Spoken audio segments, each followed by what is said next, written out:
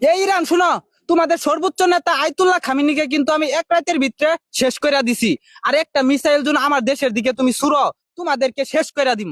তুমি বই দেখাইলে আমি বই পামু? আমার পক্ষে সৌদি আরব আছে, কাতার আছে। আমার এইটির মধ্যে কে জন ডাকো? আমি এইসব বন্ধ নাই। মুসলমান মুসলমান ভাই ভাই, এক মুসলমানের বিপদ আলে আরেক মুসলমান এমনি এগে আহে। তুমি এটা কোন ধরনের কথা বললা? হাই হাই রে, ওর বিপদ বলে আমি এগিয়ে যাবো।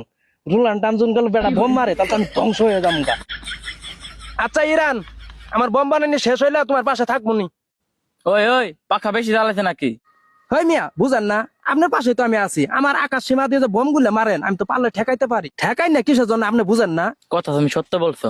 তুমি না কেউ জন আমার পাশে না থাকো, আমি এলাকায় যুদ্ধ করে যাবো। তারপর ওই ডুলাল টামের কাছে কোনোদিন আমি হার মানবো না। হার মানবা না আবার? আমি আজকে দুইটা পারমাণবিক বোমা ফেলাইতেছি তোমার দেশ। এই ইসরায়েল, তুমি কোনটা কও? হ, দুটো জায়গায় তাইটে ফেলাও, তবে বুড়ের তেজ কমাও। এই কার তেজ কমাবে চাও তোমরা? এই বাংলাদেশ আছে ইরানের পাশে। বাংলাদেশ আছে ইরানের পাশে দাঁড়াইতে। এই বাংলাদেশের কি আছে? কি নিয়ে তুই পাশে দাঁড়াবি ইরানের? বাংলাদেশের কাছে ষড়যন্ত্র আছে, একটা ষড়যন্ত্র দিমো ওদেরকে।